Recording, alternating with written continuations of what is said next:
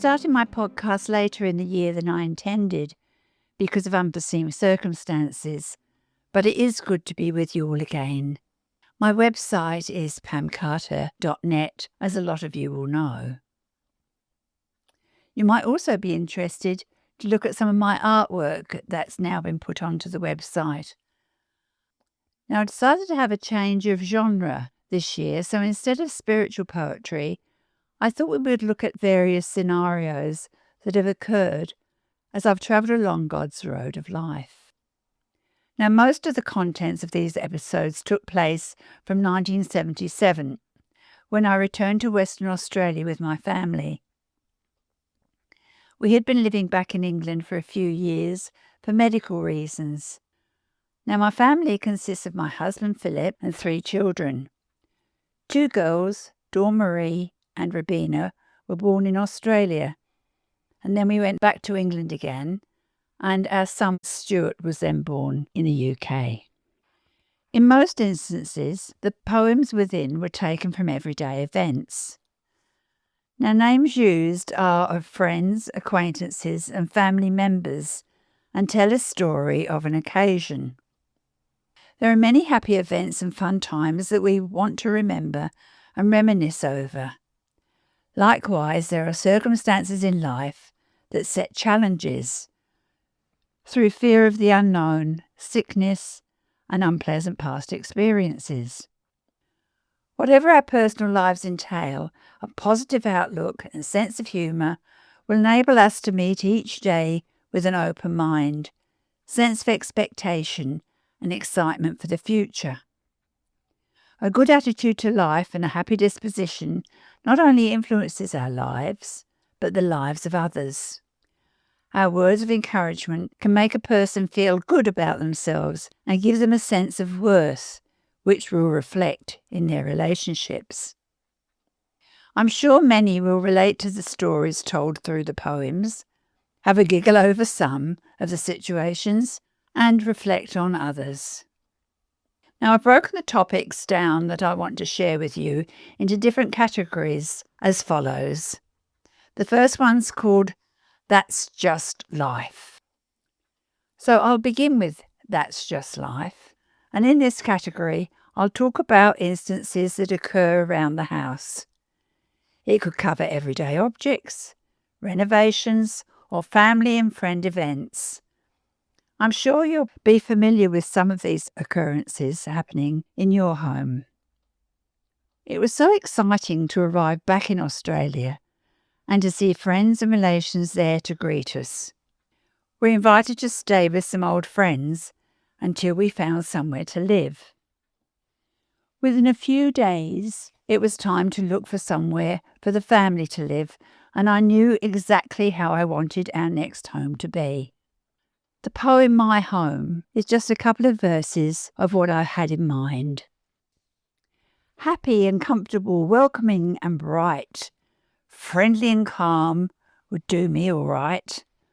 Cool and colourful, a house full of fun, overlooking a garden and facing the sun. Relaxing and loving, with family around, lots of flora and fauna in a bushland surround.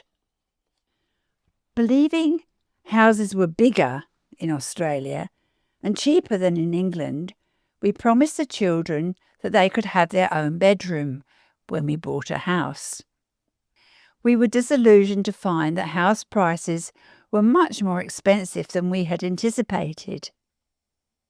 All we could afford was a state house in a poorer area that needed extensive renovation and only had 2 bedrooms.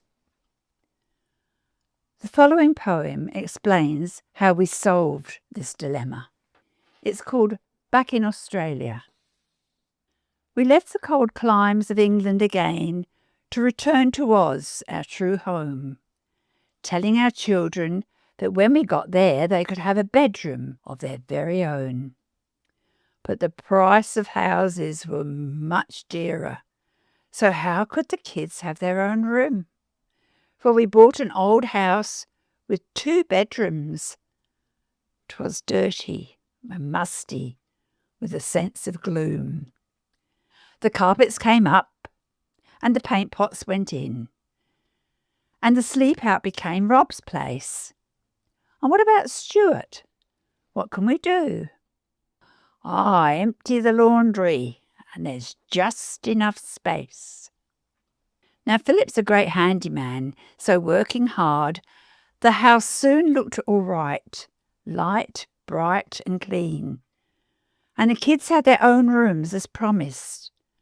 And the sunroom out back finished the scene. By the time it was finished and furnished, it became a really nice family home, and we stayed there quite happily for 12 years, until the kids left home and they chose to roam. But often they came back home again with tales of their adventures and life. They got upset when we sold their home, so for a while Mum and Dad were in strife. So when we first moved in, neighbours lent us chairs while we waited for furniture to be delivered, curtains made, and boxes of household goods and toys to arrive from England. The children soon settled into their new environment, even though the house was covered in drop cloths, paint pots, and room sharing while the whole house was decorated. Philip also started on other projects, so wood was leaning against walls, hammering and sawing was constant, and sawdust accumulated over floors and surfaces, mixing with the wet paint. There was no hot water at first, and the cold grey water ran through the garden as there was a blockage in the pipes. The main thing lacking in the house was a decent bathroom, so Philip put that on his list of priorities. It wasn't long before he started with the renovations, but neither of us knew what the major job would be. Let me tell you about it in my next poem, which is called Renovating the Bathroom. We have renovated this whole house from the bottom to the top. But when it came to the bathroom, things had come to a full stop, which really was a wonder, for with black tiles and aqua wall, decoration of the bathroom was the most needed of all. At last, Philip decided that now the time had come. He surveyed the room more carefully, then said what would be done. I've decided I will shell it, move bath and sink and all, and when the job is finished, I'll take down the shower stall. How my poor heart did flutter at the thought of all that mess and washdowns in the laundry trough for 6 weeks or so, no less. But dearest darling Philip, surely the fittings they can stay. Apart from the tiles and cupboard, I like it just this way. He hawed and hummed and pondered, then said, I guess you're right. I sighed with relief and murmured, Oh, you sure gave me a fright. You may think the story's ended, but no, it's just begun.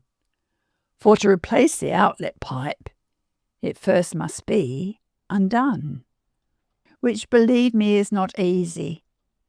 For to get it free, the only way to reach the screw is under the bath, you see.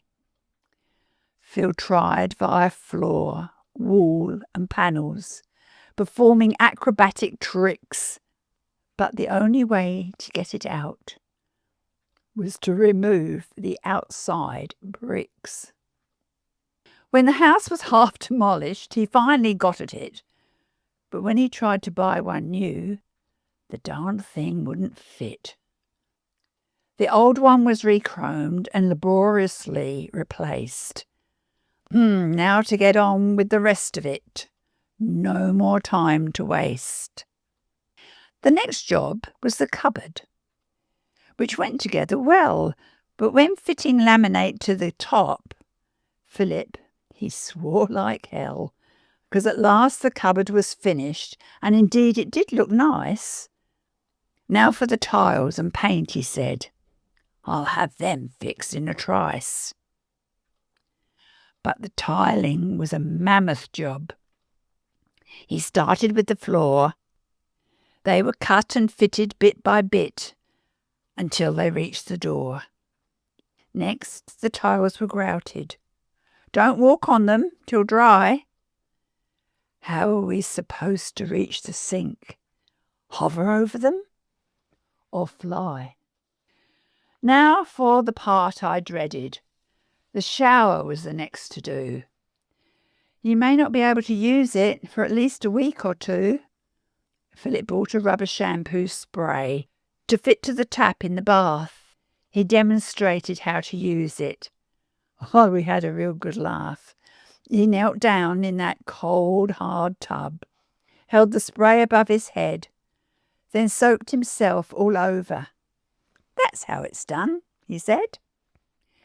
It may not sound so very bad, but let me leave you in no doubt that sore knees and a snaking spray I could do without.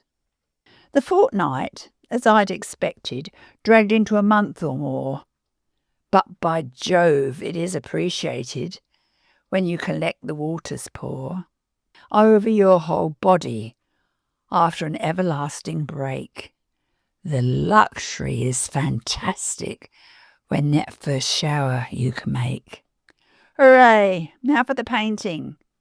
But before that can be done, all holes and cracks we first must fill, and the rubbing down's not fun. For the whole bathroom filled with choking dust, like a city in a smog. The extractor fan worked overtime and the toothbrushes did clog. The soap covered in powder and the shower hat turned white. Phil came out looking like a ghost and we all screamed with fright. The painting, then we started. May need 2 coats or more.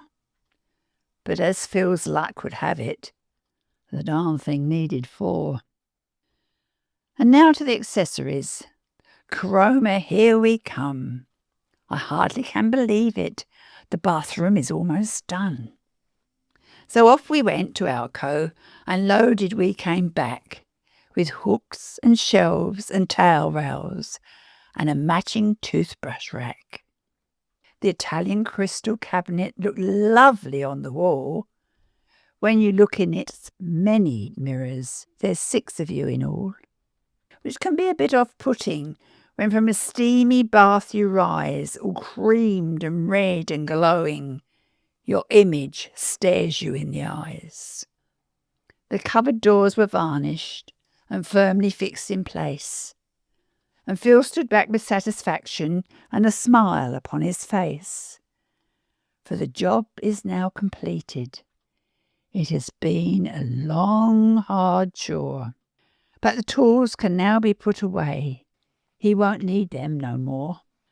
The bathroom now looks beautiful, all pink and rose and white. And with the finishing touches, it is a lovely sight. For now it has net drapes and plants, bin mat and shower curtain, and all the mess has been worthwhile. Of that I'm very certain.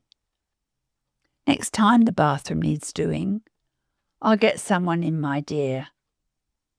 There'll never be a next time. I make that very clear.